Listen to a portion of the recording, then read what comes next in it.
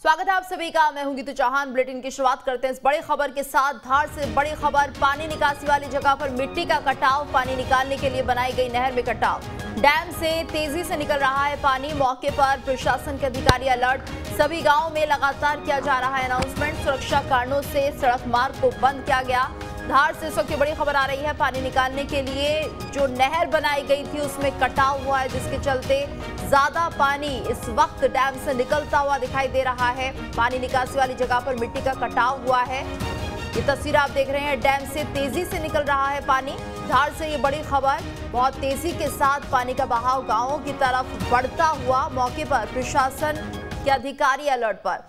और ज्यादा जानकारी के लिए बात करेंगे संवाददाता मिथिलेश से। मिथिलेश, फिलहाल क्या कुछ जानकारी मिल पाई है? क्या ये बहाव और तेज होता हुआ दिख रहा है?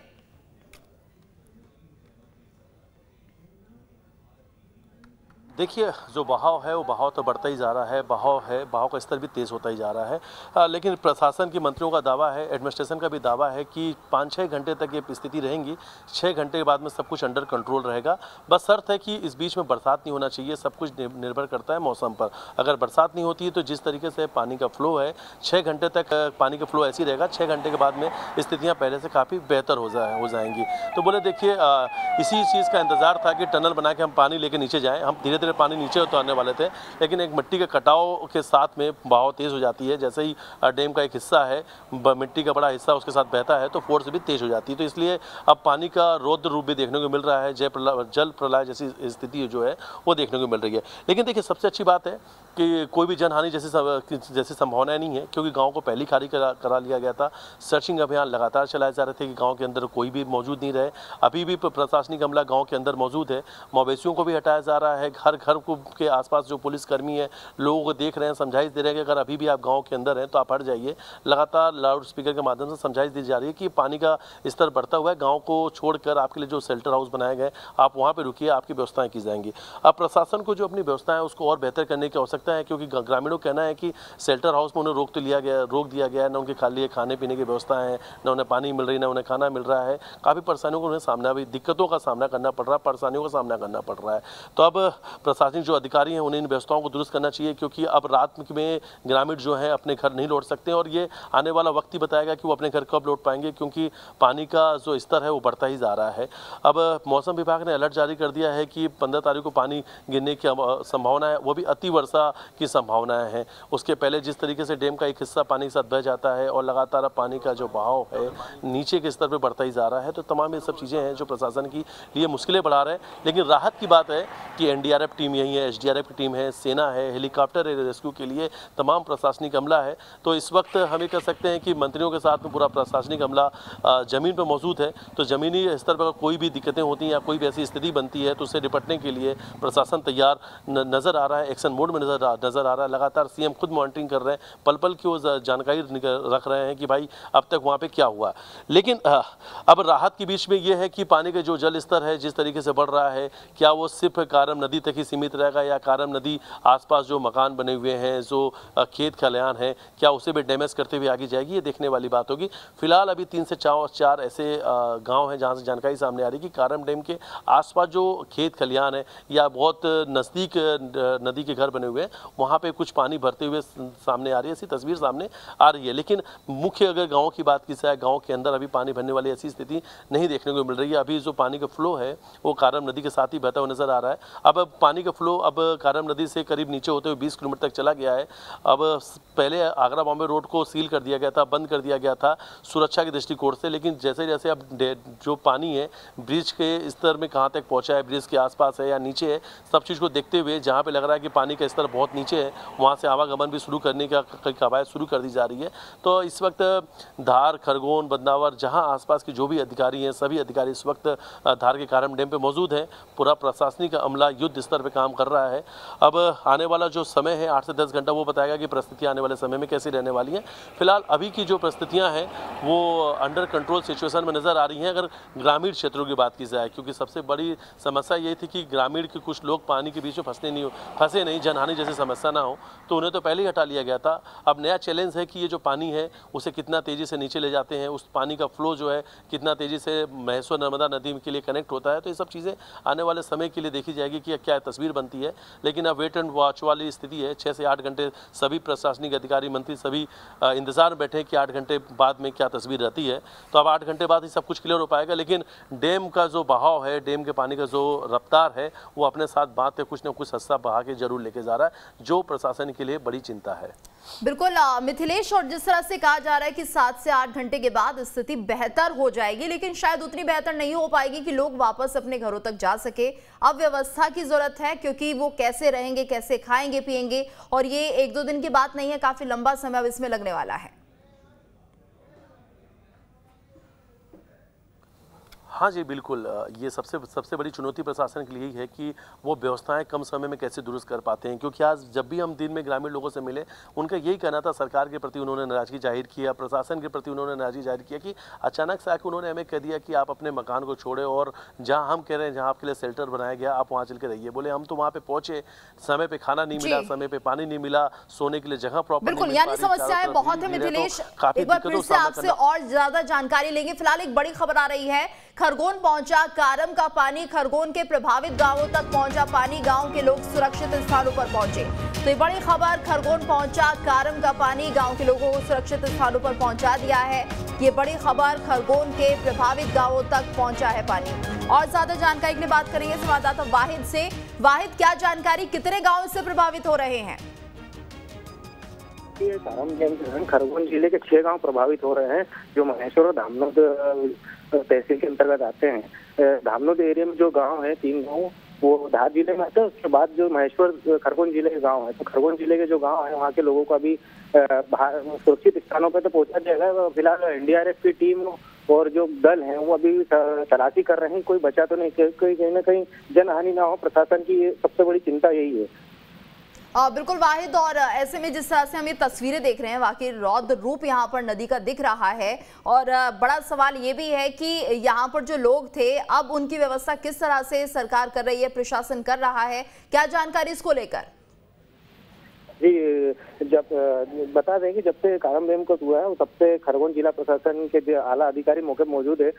जिला कलेक्टर से जब उन्होंने इस बारे में चर्चा की थी, तो 2 डिप्टी अपर कलेक्टरों की ड्यूटी वहाँ लगा दी गई थी, जिन्होंने सभी प्रभावित गांव थे जो उनको खाली करा के गांव वालों को सुरक्षित स्थान पे पहुंचा दिया और शिविर लगाकर वहीं उनको भोजन पानी की व्यवस्था कर दी गई है। जी बिल्कुल, और हमारे साथ मिथिलेश भी लगातार बने हुए हैं। मिथिलेश, तो ये देखिए, जिस बात का डर था वही होता हुआ अब दिख रहा है। अभी फिलहाल हम धार तक की बात कर रहे थे, लेकिन खरगोन तक अब कारम नदी का पानी पहुंच चुका है और विशाल रूप है। ऐसे में कई यहाँ पर खेत भी होंगे जो जिनमें फसल होगी, वो भी प्रभावित होते हुए दिखाई देंगे। अब हाँ जी, बिल्कुल। फसल को लेकर हमने जल संसाधन मंत्री तुलसी सिलावट से पूछा भी था कि जो ग्रामीण है सबसे ज़्यादा चिंतित है फसल को लेकर। तो उन्होंने कहा था कि जिनकी भी फसल का नुकसान होगा उनका सर्वे किया जाएगा और बाकायदा उन्हें सरकार के द्वारा उन्हें मुआवजा दिया जाएगा। ग्रामीण किसी भी बात को लेकर चिंतित नहीं करे। अगर पानी से उनके मकान को, उनके फसल को कहीं भी नुकसान पहुँचता है तो इसकी पूरी भरपाई सरकार के द्वारा की जाएगी। आने वाले समय में अगर बड़ा नुकसान होगा तो सर्वे करा के हम हर एक किसान को, हर एक ग्रामीण को मुआवजा जरूर देंगे। सरकार पूरे मामले को लेकर संवेदनशील भी बनी हुई है। अब देखिए, खरगोन की अगर बात की जाए तो खरगोन के 6 गांव और धार के 12 गांव, ये पहले से तय कर लिए गए थे कि 18 गांव रहेंगे जो डैम का जब पानी नीचे आएगा तो सबसे ज़्यादा प्रभावित होंगे। तो ये खरगोन का वही 6 गांव है जहां के लिए पहले से मास्टर प्लान तैयार कर लिया गया था कि इनको किस शेल्टर हाउस में रोकना है, इनके लिए व्यवस्थाएं कैसे करनी, खाने पीने की। तो 18 गाँवों के लिए तो पहले से प्रशासन ने सारी व्यवस्थाएं दुरुस्त करने की बात की गई थी, लेकिन उन व्यवस्थाओं के बीच से नाराजगी भी सामने आ रही है। प्रशासन की व्यवस्थाओं से ग्रामीण नाखुश हैं। उनका कहना है कि सिर्फ खाना पूर्ति के नाम पर ये सिर्फ काम किया जा रहा है और वैसे भी हम अपना घर छोड़कर जाने को मजबूर हैं। एक भ्रष्टाचार के डैम की वजह से, कुछ लोगों की वजह से आज हमें परेशानियों का सामना करना पड़ रहा है, अपने घर से बाहर रहना पड़ रहा है। अब देखिए, अब वहीं अगर परेशानियों की बात की जाए तो कारम डैम के आसपास बहुत दूर तक के इलाके में पूरा ब्लैकआउट है। बिजली गुल कर दी गई है, बिजली को काट दिया गया है। वजह है कि पानी के तेज बहाव के साथ में कई सारे खंभे भी गिर चुके हैं, हाई टेंशन लाइन भी टूट के ज़मीन पे गिर रही है। तो अब ये भी सुरक्षा की दृष्टिकोण से लाइट को बंद करना बेहद ज़रूरी था। तो अब पूरे आसपास से गांव में कहीं भी लाइट नहीं है। अब इन लाइट नहीं है, चारों तरफ अंधेरा है, इस बीच में खाना पानी रहना तमाम ये जो व्यवस्थाएं हैं वो सरकार के लिए, प्रशासन के लिए बड़ी चुनौती है। क्योंकि कुछ लोग तो शेल्टर हाउस में और कई हज़ार लोग जो ऐसे हैं कारम डैम के आसपास में जो चट्टानों पर रात बिता रहे हैं। अब बरसात का वक्त है, कीड़े मकोड़े हैं, तमाम समस्याएं, इस बीच में बच्चे हैं, मासूम बुजुर्ग, हर वर्ग के लोग चट्टानों में रहने के लिए मजबूर है। कोई टेंट बना के रह रहा है, कोई, हमने भी पहले दिन ग्राउंड जीरो से तस्वीर दिखाई थी कि लोग सोने के लिए बिस्तर, खटिया, खाने के लिए चावल दाल लेकर ऊपर आ रहे थे। रात को 12 बजे वो काफ़ी परेशान नजर दिखे हमें जब हम चट्टानों पे पहुँचे, पहाड़ी इलाके में जब हम पहुँचे उनके बीच उनका हालचाल जानने के लिए। तो उनका ये कहना था कि हम घर छोड़ के बाहर आ जाते हैं, गाँव में अब चोरियाँ होने लग गई है, चोरी होने के बाद में क्या हमें सरकार हमारा सामान देगी क्या? हम लोग ग्रामीण लोग हैं कि आदिवासी लोग हैं, हमारी संपत्ति है, हमारे मवेशी हैं, हमारी संपत्ति हमारी फसल है और दाल चावल जो हम खेती किसानी से इकट्ठा करते हैं यही हमारी संपत्ति है। पैसे रुपए ज़्यादा हमारे पास होते नहीं है, हमारे जीवन भर की पूंजी सब यही है। अगर हमारे 2-4 बर्तन भी चोरी हो जाए तो हमारे लिए बहुत बड़ा नुकसान होता है। अब ऐसे में कुछ ऐसे उपद्रवी तत्व भी हम कह लें, असामाजिक तत्व भी बोल दें, जो अभी भी इस अवसर का फ़ायदा उठाकर चोरी जैसी या तमाम जैसी घटना को भी अंजाम दे रहे हैं। तो कहीं ना कहीं से अब चोरी जैसी घटनाओं से भी चिंतित नजर आ रहे हैं ग्रामीण वासी।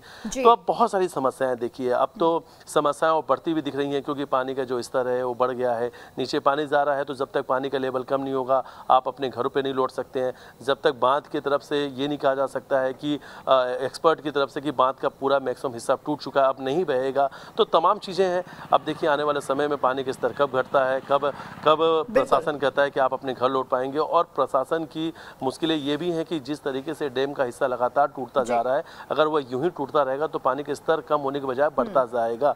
अब सबसे बड़ी चुनौती ये भी रहेगी कि कल के लिए मौसम विभाग की तरफ से अलर्ट जारी है कि कल बहुत तेज वर्षा हो सकती है, अति वर्षा हो सकती है। तो आखिर इन परिस्थितियों से प्रशासन कैसे निपटेगा ये देखना होगा। बिल्कुल। और अगर बात करें वाहिद से, वाहिद, खरगोन की अगर हम बात करते हैं तो मौसम विभाग क्या कह रहा है? क्या यहाँ पर जो कल का मौसम है वो सामान्य रहेगा या फिर बारिश हो सकती है?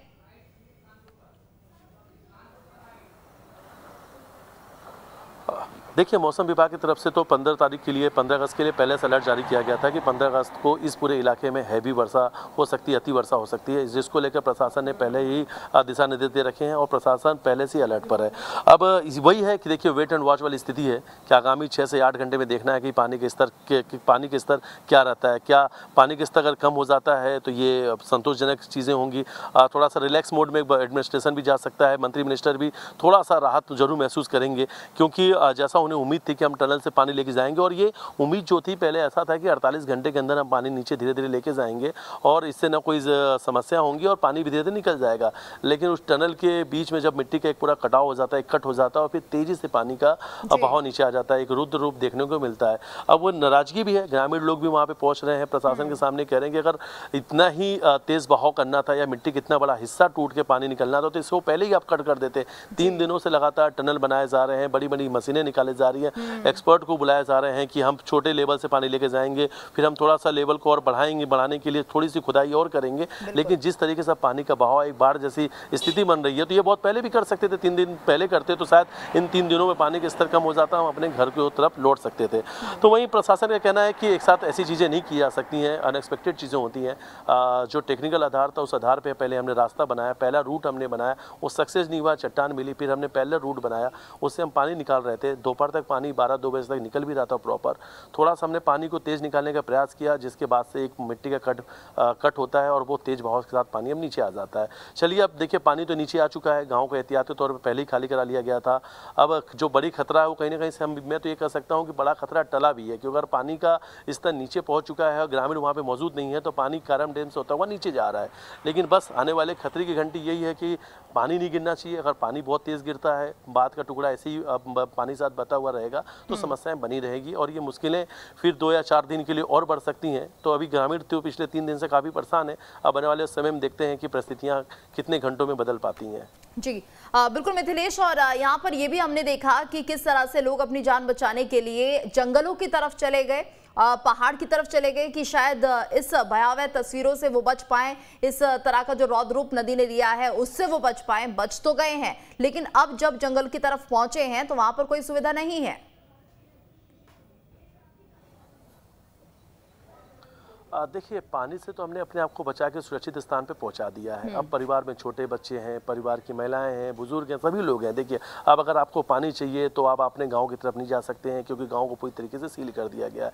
अब जो लोग चट्टान पर हैं, उन चट्टान पर पानी पहुँचाना, खाने की व्यवस्था करना बहुत बड़ी प्रशासन के लिए चुनौती है। प्रशासन तो शेल्टर हाउस जहाँ पर बना रखा गया है, शेल्टर हाउस के लिए तो चलिए ठीक है कि प्रशासन तरफ से व्यवस्था की जा रही है, सामाजिक संगठन के द्वारा व्यवस्था की जा रही है। जो आसपास के लोग हैं वो अपने पास से कुछ कहीं ना कहीं भोजन, पैकेट, पानी की व्यवस्था कर रहे हैं। लेकिन इन गांवों के चट्टानों पे जो लोग हैं, हजारों की संख्या में लोग हैं, सैकड़ों परिवार इस वक्त चट्टानों पर मौजूद हैं। अब इतनी रात के अंधेरे में आखिर उनके लिए व्यवस्था कैसे हो पाती, क्योंकि न प्रशासन को पता है, न दूसरे लोगों को पता है कि किस किस चट्टान में कौन लोग हैं। क्योंकि हमने भी देखा था कि जब कारम डैम से करीब 3 किलोमीटर नीचे उतरते हैं तो 3 किलोमीटर से लेकर जहांगीरपुरा करीब 7-8 किलोमीटर का पूरा बेल्ट है। राइट हैंड साइड में, लेफ्ट हैंड साइड में पानी, इसका जो कारम नदी का बहाव है, राइट हैंड साइड में चट्टान बनी हुई है। अब उसमें लोग उसके ऊपर हमें भी नजर आए, हमने भी ग्राउंड जीरो से उनसे बात की थी। अब लोग ऊपर टेंट बना के रह रहे हैं। अब ये देखना होगा कि आखिर रात में उनके तक पानी कैसे पहुंचता है, खाना कैसे पहुंचता है। शाम को ही कुछ बुजुर्ग हमसे मिले थे, नाराजगी व्यक्त कर रहे थे कि मैं एक दिन से भूखा हूँ, खाने के नाम पे हमें सिर्फ एक पैकेट बिस्किट दे दिया गया। जबकि वो सामाजिक संगठन के द्वारा कुछ लोग थे वो देने आए थे, उन्हें वो सुना रहे थे कि भाई आप 24 घंटे बाद क्यों आ रहे हो, हमें 24 घंटे बाद खाने के लिए मिल रहा है। वो भी मेरे परिवार में 10 लोग हैं और सिर्फ खाने के लिए आप एक बिस्किट का पैकेट दे रहे हो। मैं खुद खाऊं कि अपने परिवार को खिलाऊं, मैं 24 घंटे से भूखा हूं। तो ऐसे भी कई सारी तस्वीरें देखिए, शेल्टर हाउस में व्यवस्थाएं हैं, तमाम चीज़ें हैं, लेकिन वो लोग जो गांव से दूर चट्टानों में अपने आप को सुरक्षित जगह पर लेके पहुंच पाए हैं, उन लोगों के लिए व्यवस्था कैसे हो पाती है। और जब हमने उनसे कहा कि आप भी शेल्टर हाउस चले जाइए, तो उनका कहना था कि हम तो चले जाएंगे, लेकिन हमारे सामान की रखवाली कौन करेगा। या प्रशासन बता दे, पुलिस अधिकारी बता दे, हम लौट के आएंगे तो हमारा सामान सुरक्षित मिलेगा, और नहीं मिलेगा तो हमारा सामान वो हमें देंगे। इस बात की कोई गारंटी हमें दे नहीं रहा, इस बात के लिए कोई हमें जवाब नहीं दे रहा। तो फिर हम अपने फसल को, हम अपने घर को, अपने मकान को, अपने मवेशी को छोड़ के कैसे चले जाएं। तो देखिए, उनकी बात भी कहीं ना कहीं से बिल्कुल सही थी, लाजमी थी कि समस्याएं ये सब चीज़ें। और कहीं से मैं ग्राउंड जीरो पे लगातार मौजूद हूँ, हमने ग्राउंड जीरो से हर एक तस्वीर देखी। ये बस कह सकते हैं कि एक भ्रष्टाचार की भेंट चढ़ते हुए बात की वजह से आज हज़ारों परिवार बहुत परेशान है, सैकड़ों परिवार बेघर की तरह मजबूर हैं चट्टानों में, जंगलों में रहने के लिए। हमने भी देखा मासूम बच्चे हैं, मासूम बच्चों को लेकर बताइए, कोई जंगल में रह रहा है, जिन बच्चों को लेकर कोई रात में बाहर नहीं निकलता था, जो परिवार उन्हें अपने साथ सुलाता था, उन्हें लगता था कि बच्चा जमीन नहीं सोए, कीड़े मकोड़े हो सकते हैं, आज उन मासूम बच्चों को लेकर उन्हें जंगल में रहना पड़ रहा है। जब हम 2-4 किलोमीटर ऊपर चढ़े तो हमें भी डर लग रहा था कि हम ऊपर कैसे जाएं, आसपास कीड़े मकोड़े हो सकते हैं, बरसात है, छाप भी हो सकते हैं। लेकिन जब हम ऊपर पहुंचते हैं तो हम भी देख कर हैरान रह जाते हैं कि मासूम बच्चे ज़मीन पर सो रहे हैं, खटिए पे सामान रखा हुआ है, पानी पीने के लिए नहीं रखा गया, जो पानी पीने के लिए रखा गया था उसमें कीड़े मकोड़े गिर चुके थे। अब अगर आपको पानी पीना तो सोचिए 500 फीट नीचे आपको आना है पानी लेने के लिए। अगर आपके बच्चों को भूख लग गई है तो आपको 500 फीट नीचे आना है। दूध खत्म हो जाए तो आसपास आपको कहीं दूध नहीं मिलेगा, बाहर के जो हाईवे उसको बंद कर दिया गया है। तो तमाम परेशानियां देखिए, ये वो परेशानियां हैं कि शायद जिसके जिम्मेदार ये नहीं है, किसी और की गलतियों की सजा ये ग्रामीण भुगत रहे हैं। जी बिल्कुल। और मिथिलेश, ये देखिए जिस तरह से धार में इस वक्त स्थिति बनी हुई है, क्या यहाँ पर सरकार का कोई नुमाइंदा पहुंचा है मौके का मुआयना करने? क्योंकि अब डैम की स्थिति तो चलिए जिस तरह से भी है वो है, लेकिन फिलहाल जो इन गांव वासियों के लिए कुछ खाने की व्यवस्था है या खाने पीने के सामान को किस तरह से डिस्ट्रीब्यूट किया जा रहा है, क्या इसका निरीक्षण करने वाला कोई है या नहीं है? इसी चीज़ की मैं बात कर रहा था, निरीक्षण करने वाला कोई नहीं है। तमाम प्रशासनिक जो अमला है वो इस बात में निरीक्षण में कर रहा है कि गांव के अंदर कोई तो नहीं है, कोई मौजूद तो नहीं है। सर्चिंग अभियान चलाया जा रहा है, बॉर्डर्स को रोका जा रहा है, कहाँ पे पानी पहुंचा है, किस जगह पे पानी जाने की संभावना है, इन सब चीज़ों की निरीक्षण कराई जा रही है। पोल के बिजली खंभे कहाँ पे टूट रहे हैं, कोई गाड़ियाँ अंदर तो नहीं आ जाए। तो देखिए तमाम प्रशासनिक अमला इन सब चीज़ों में लगा है। लेकिन ताबड़तोड़ अब जिला प्रशासन से, चाहे कलेक्टर हो, चाहे कमिश्नर हो, दूसरे SDM जिनकी जिम्मेदारी है, अब उन्हें इस बात को तय करना पड़ेगा। एक निरीक्षण के लिए टीम बनानी चाहिए, उन्हें टीम बनाकर आसपास, क्योंकि उन्हें पता है, देखिए इस बात से कोई अनजान नहीं है कि जंगलों में इस वक्त ग्रामीण रह रहे हैं, आदिवासी जो भाई बहन है इस वक्त उन जंगलों में रहने के लिए मजबूर है। इसकी जानकारी हर किसी को, आपको पता है कि चट्टानों पे कई सारे परिवार हैं, तो अब आपको एक टीम बनानी चाहिए, यहाँ के सरपंच से बात करना चाहिए, जो लोकल लोग हैं उनसे आप बात कीजिए, कुछ बड़े पैकेट्स हो खाने के या तमाम पानी की व्यवस्थाएं यहाँ तक आपको करनी चाहिए। वरना ये जो परिवार है पिछले 24 घंटे से तो काफ़ी परेशान है, आने वाले समय इन्हें काफ़ी दिक्कतों का सामना भी करना पड़ेगा, क्योंकि अब पानी गांव में तो भर चुका है, मतलब गांव में भरने की संभावना है, रास्ता गांव का है, गांव के रास्ते से ही पानी निकल रहा है कारम नदी का, इसलिए सुरक्षा के मद्देनजर गांव की तरफ तो नहीं जा सकते, तो उनके कहीं ना कहीं बिल्कुल तो कुछ करना चाहिए प्रशासन को, कम से कम हेलीकॉप्टर के माध्यम से इन ग्रामीणों को खाने की व्यवस्था तो करनी ही चाहिए। आप हमारे साथ बने रहिएगा मिथिलेश। अपने दर्शकों को बता दें कि कैरम डैम से जो पानी निकाला जा रहा है, शासन प्रशासन स्तर पर डैम को बचाने की जद्दोजहद फिलहाल जारी है। वहीं मुख्यमंत्री शिवराज सिंह चौहान हालात पर नजर बनाए हुए हैं। सीएम कंट्रोल रूम से ही वर्चुअली माध्यम से डैम की जानकारी ले रहे हैं।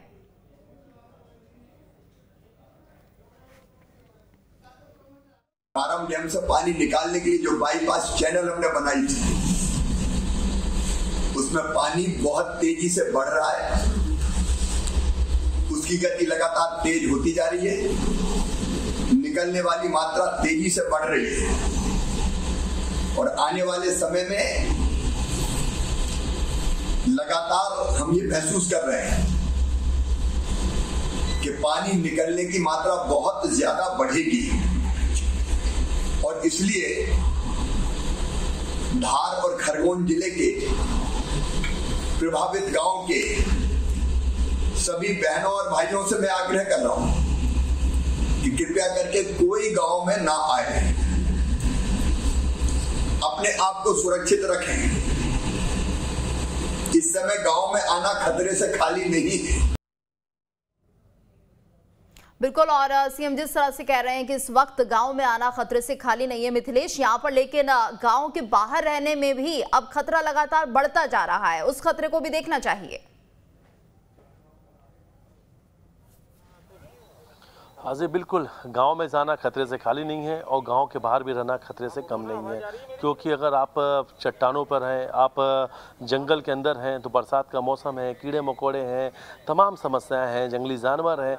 लेकिन देखिए इसके बावजूद भी जो ग्रामीण लोग हैं, जो यहाँ के आदिवासी अंचल के लोग हैं, उनका कहना था कि हम तो इन जंगलों में पैदा हुए, इन जंगलों में रहने की हमें आदत सी हो गई है, लेकिन आज हम अपने घर को छोड़कर जंगलों में हम रह रहे हैं। सबसे ज़्यादा हमें बुरा इस बात का लग रहा है कि ये हम जिस गलती की सजा काट रहे हैं, ये गलती तो हमने की नहीं।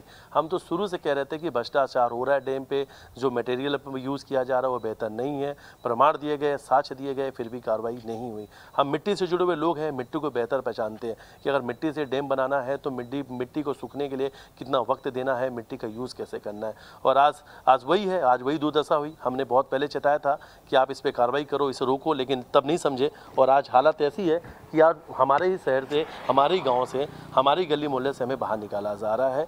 डर के साए में, खौफ के साए में हमें रात बितानी पड़ रही है।